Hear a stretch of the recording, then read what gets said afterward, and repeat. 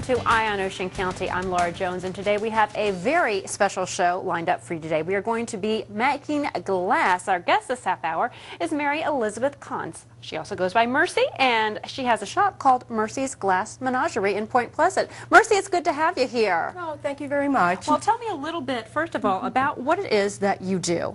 Glass making, that's such a broad topic. Well, I like doing anything from flat glass to kiln glass to 3D glass. These are my 3D fairies, and this is what I enjoy the most. Now, what is it about fairies that you like? It's making? magical. It's magical. It's magical. It's magical. And actually, as I mentioned in the top of the show, we are going to be actually making some of these fairies today. And a lot of people at home are saying, okay, well, this might be nice to watch, but there's no way I could do that. False?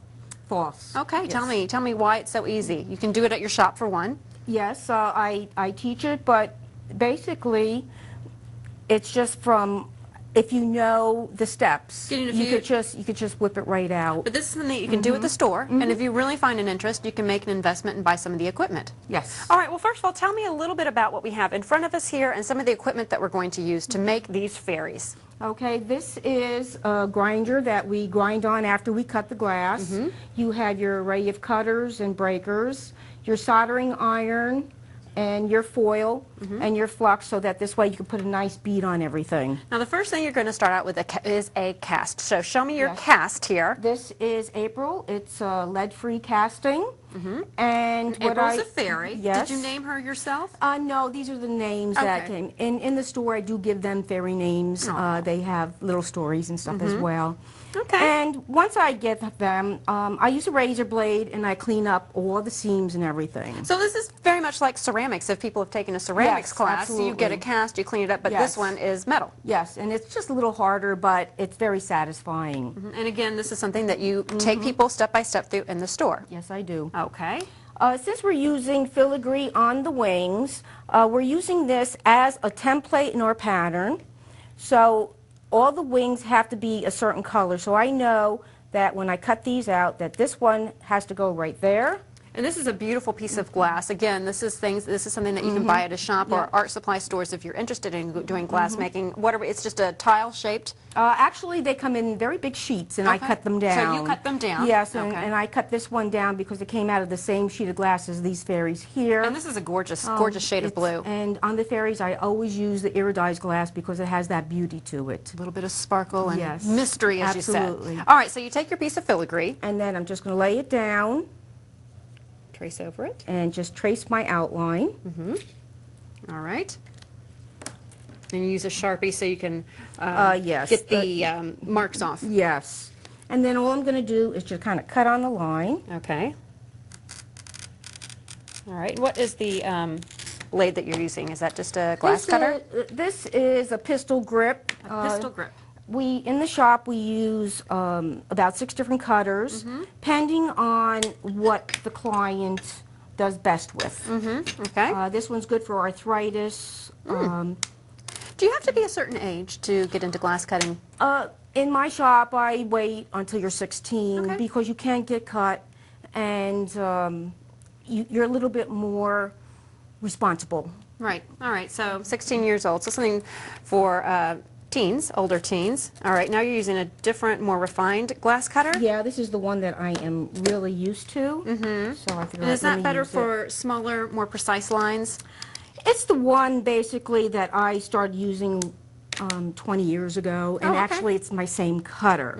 I like the one-time buys. Now, how many times do you have people go, oops, they break it too hard? Well, A I lot of- kind of, when I'm teaching, I look forward to the first mistake. Oh, okay. And then this way we fix the mistake or we learn off of the mistake. But you need to have the mistakes in order to progress and to learn. Okay. All right. So now you have the Now we basic have cut. it, the basic cut. Some jagged So now sides. we're going to bring it over to the grinder Okay. to make sure that. Do you need your safety goggles? I Or you have your glasses. I I should use put the safety glasses. goggles Yes, on. you do. I've been waiting to put them on. All right. And then all right I'm gonna away. do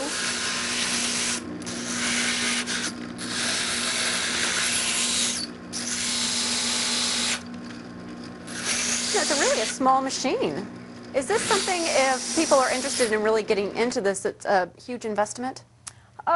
Not really. I use the Impulse. It has very fast RPMs, and you're not too intimidated. And this is the one that I absolutely love. This is the one that I sell to my students because this is the one that they actually use in the store.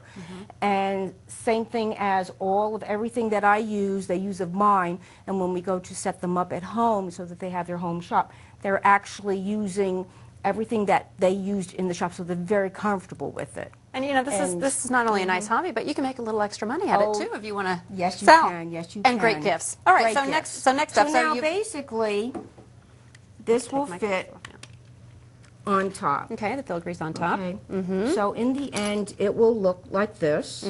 So now we're going to get foil. Okay, looks like copper. This is copper foil. Okay. And all I'm going to do is wrap it on. Okay. Just like a piece of tape. Yep. Very But easy. you need to get in the middle, and it has to be even going all the way around on all sides. Okay. Otherwise, you will not have a nice solder bead. And a solder bead means what? That's just a line around the It's edge? the line around, but we also build up the bead, and you really don't want a lot of solder on one end of it and not enough on the other. Okay. And then this is a fid. Okay. So all I'm doing is burnishing this down. A fid. A fid. Okay. So it smooths. it smooths the foil down so that it doesn't pick up. Okay. And this is what it's going to look like. All right. And then the next step? And the next step, this is the flux. Okay. And flux is? It's a chemical, actually this is hypoallergenic. It's a chemical that allows the solder to stay onto and to stick onto the foil. All right. I'm just going to use a little. All right. And I noticed that you are not wearing gloves. Typically, do you encourage your students to wear gloves? I have some that like to wear gloves. I have some that don't. This is now hypoallergenic, so like I don't have to worry about it. Okay. But when when you're doing a lot, I'll wear a glove in doing this because sometimes it gets hot when you're doing the bead. Okay. So you've put on the adhesive, I put on the flux. the flux.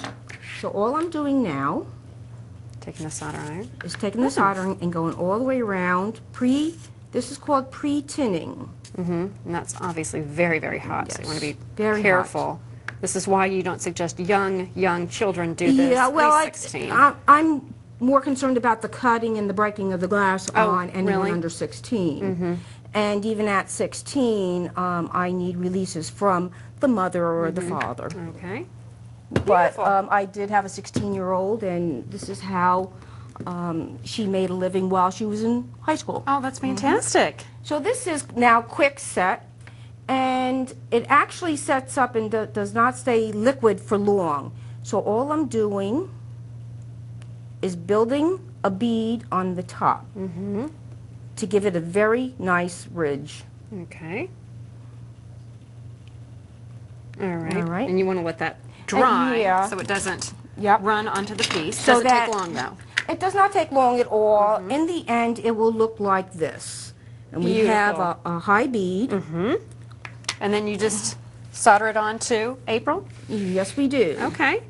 So again, we need the flux. Okay. That is the glue that holds it together. Yes. Or makes sure that the solder Yeah. holds it together. Onto both sides. And I You need basically, help? Or you